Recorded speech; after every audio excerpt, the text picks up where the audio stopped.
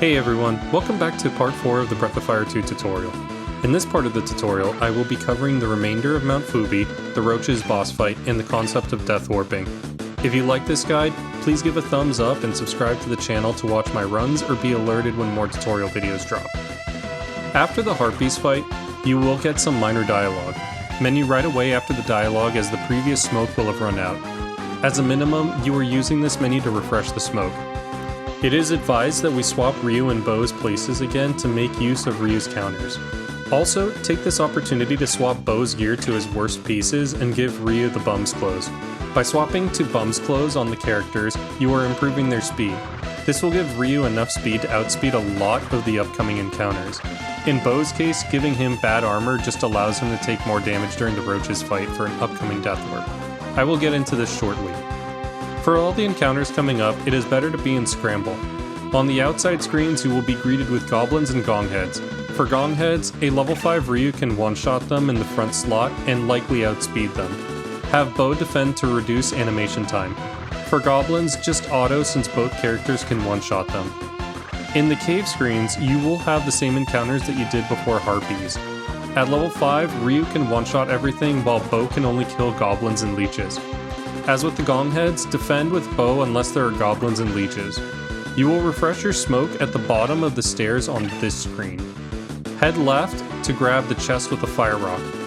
Fire rocks are a battle item that deal massive fire damage to all enemies on the screen. This fire rock will be utilized in the Joker section a little later, so keep it. Backtrack towards the stairs and take the right path towards a hole in the ground. This is the exit to Mount Fubi. One thing to note is the position where you drop down the hole affects where you land, so you will want to fall at this location to save a tile. Also, when you land, refresh your smoke and heal up your party. This is the final screen before you leave Mount Fubi.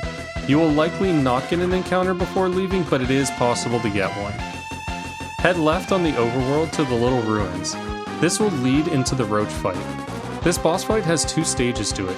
The first stage is a battle against 6 roaches or pests. These will outspeed the party but only have 10 HP and are easily dispatched in one hit. Their damage can range from 2 to 6, so be aware of the damage. For this reason, it is better to take this fight in normal so you aren't taking a defense penalty on Ryu.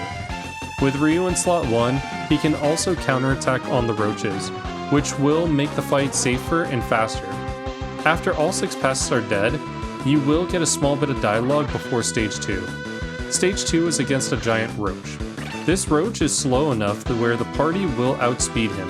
He has 100 HP, but his damage range is somewhat significant, however it is predictable. He also has a rather annoying gimmick that relies on RNG. The boss has a 50% chance to perform a gut save. What this means is if the boss takes lethal damage, there is a 50% chance that he will recover with some HP and you will be notified with text at the top of the combat screen. Within that 50%, he has a 5/8 chance to revive with 30 HP, 1/4 chance to revive with 40 HP, and a 1/8 chance to revive with 50 HP. So the RNG on this fight can swing from a roach fight where he doesn't get up to a fight where he gets up 10 times and you risk death. I recommend taking this fight in Scramble since you outspeed the boss. The damage he puts out is predictable and you can heal when needed rather than guessing if you might need to heal.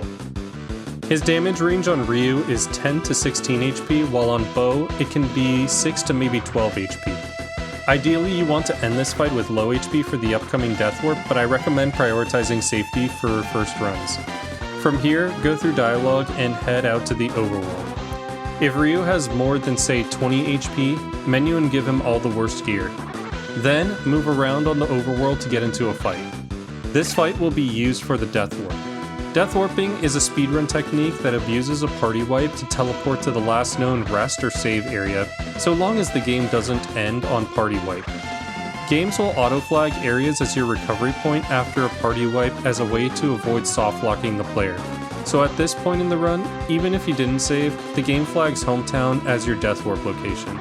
Since this is where we need to go, the death warp saves the time walking through Mount Fubi in the overworld as well as any encounters along the way. The simple strategy in the encounter will be to have your characters attack themselves. As mentioned in one of the previous parts of the tutorial, you can cycle through your party as targets when you use the up and down buttons. Use this to take your party out. Characters will not be able to dodge their own attacks, but they can dodge attacks from other party members. Also, characters have a chance to do a gut save like the Roach and recover with a small bit of HP if they take lethal damage.